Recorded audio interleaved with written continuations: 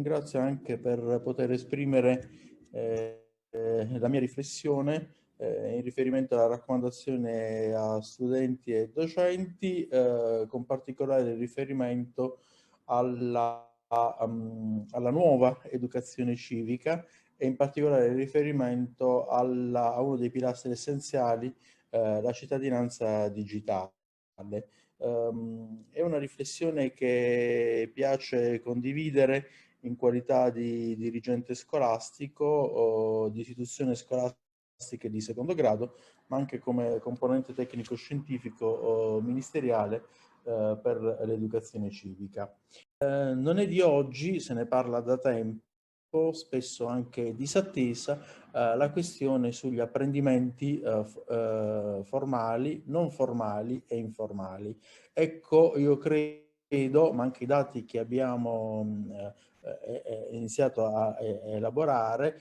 mettono in evidenza come far rientrare anche nella nostra didattica attiva, quindi nella metodologia di didattica attiva, anche gli apprendimenti non formali possono certamente favorire un maggior coinvolgimento dei nostri ragazzi, ma non solo questo, diciamo anche che dopo l'emanazione della legge 92 sull'educazione civica, proprio per sviluppare anche questo rapporto, ritengo fondamentale che le istituzioni scolastiche effettuino ogni rapporto di collaborazione con il territorio attraverso le reti, e su questo in Italia è stato posto già in chiara luce il decreto ministeriale 7 gennaio del 2021, che favorisce nell'insegnamento dell'educazione civica e rinforza il rapporto con le reti e soprattutto il rapporto con il terzo settore. E quindi certamente l'educazione civica, come anche è stato evidenziato da alcuni, come anche ho scritto, costituisce una sfida ulteriore per il cambiamento. Perché per il cambiamento? Perché rinsalda e deve rinsaldare il rapporto intergenerazionale tra gli studenti e tra anche i docenti, attraverso appunto una didattica laboratoriale. Una didattica laboratoriale che deve necessariamente avere come protagonisti gli studenti, e certamente quindi si tratta di progettare, ma progettare insieme ai ragazzi le unità di apprendimento. Significa rendere noto quel filo rosso che costituirà la nostra azione didattica, significherà effettuare in questo rapporto intergenerazionale anche azioni costanti di monitoraggio sull'attività e sulla proficuità anche dell'attività didattica e sulle metodologie che andiamo ad operare, e soprattutto si tratterà anche di far entrare anche il mondo delle associazioni e il mondo anche del volontariato e del terzo settore. Il progetto è ambizioso, però nasce soprattutto da un altro profilo che mi permetto di segnalare, che deriva proprio dalla interdisciplinarietà e quindi questo significa anche creare un'alleanza, e quindi nella creazione della progettazione del filo rosso i vari docenti del team ne sono coinvolti. E si tratta poi chiaramente di esplicitare gli obiettivi, i contenuti, eccetera, eccetera, attraverso appunto delle metodologie attive. E si tratta anche chiaramente di ribaltare quella che è la classica lezione frontale attraverso e porre al centro, se ne parla da sempre, lo studente, e quindi nel rapporto di mentore e coach dell'apprendimento, e quindi anche una personalizzazione dei percorsi didattici nella trasversalità. E quindi in sostanza e quindi anche in sintesi si tratta di sostanziare i contenuti dell'educazione civica in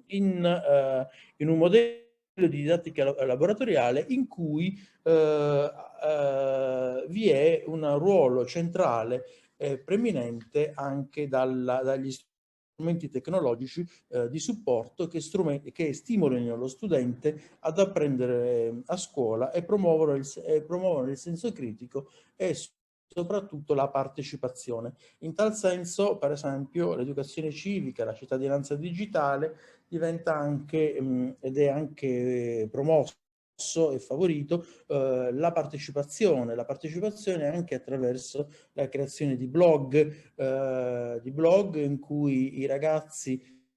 sono protagonisti, ogni ragazzo si crea un proprio avatar, ogni ragazzo crea un filo rosso e questo filo rosso chiaramente può innescare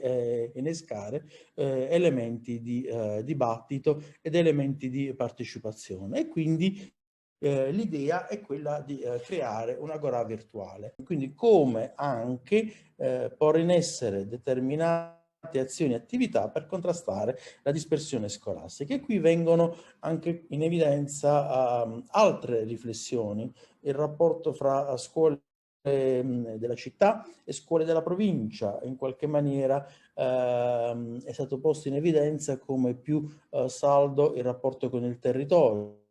o anche il divario nord-sud e queste riflessioni chiaramente soprattutto quindi anche come favorire una scuola che possa essere effettivamente inclusiva, rinforzare soprattutto dopo questa emergenza pandemica e io dico anche grazie alla sfida del cambiamento che è introdotta dalla educazione civica, nonostante diciamo abbia solo un'ora settimanale, nonostante appunto vi sia solo appunto un'interdisciplinarietà fra i docenti, si tratta appunto di creare una nuova fiducia, una nuova alleanza sia fra i docenti ma anche fra gli studenti. In questo contesto anche i dati hanno anche messo in evidenza come bisogna anche uscire dalla lezione frontale e quindi anche da una lezione, quindi da un rapporto e quindi creare situazioni di classi capavolte, quindi comunque creare rapporto fra pari. Il Ministero ha effettuato un processo massiccio attraverso innanzitutto una sviluppo e una promozione della formazione dei docenti con riferimento all'innovazione didattica, alle metodologie didattiche attive e verso anche la cittadinanza digitale, che è uno degli obiettivi fondamentali dell'educazione civica e soprattutto è esplicitata nell'articolo 5 della legge. E sostanzialmente quindi quindi la formazione rientra ormai come un must, un obiettivo ben definito sia per quanto concerne i docenti che entrano per la prima volta, entrano di ruolo, tra virgolette, e utilizziamo questa espressione, sia anche per i docenti che sono già facenti parte, diciamo, di questo bellissimo mondo. In conclusione mi piace anche apprezzare quello che è stato anche da voi svolto attraverso i vari hackathon civici, che sono anche una modalità molto interessante per avvicinare i ragazzi attraverso le competizioni anche online e che assumono anche una molteplicità di obiettivi, tra cui anche quello, e piace soprattutto questo, di pensare ad una scuola, non una scuola appunto del territorio, ma una scuola inserita anche in un contesto più ampio e in un contesto chiaramente europeo e quindi quindi in qualche maniera anche favorire, promuovere anche a livello costante un collegamento con le altre realtà scolastiche degli altri paesi europei.